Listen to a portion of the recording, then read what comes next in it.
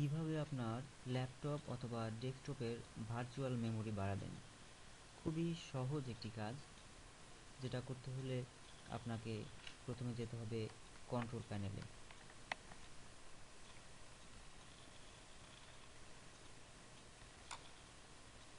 এরপর review your computer status. এরপর আপনি যাবেন view performance information. Adjust visual effects.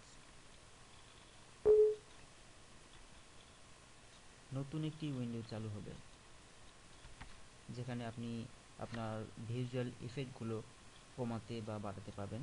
যাক, এসবে না যাই, আমি যাচ্ছি অ্যাডভান্সডে। এখানে গিয়ে চেঞ্জ দেখবেন একটি চেক বক্স যেখানে চেক করা আছে, এখানে আমি আনচেক করে দেব। কয়েকটি ডিস্ক শো করবে, আমি সিটাই বেছে নিব।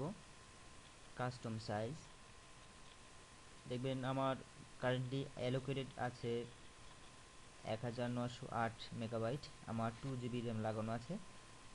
আমি ভার্চুয়াল র্যাম বাড়াতে যাচ্ছি, এখানে রিকমেন্ডেড করছে 2862 মেগাবাইট। কাস্টম সাইজে গিয়ে আমি দিব ইনিশিয়াল সাইজ মেগাবাইট 2862, ম্যাক্সিমাম সাইজও তাই, মেগাবাইটে 2862।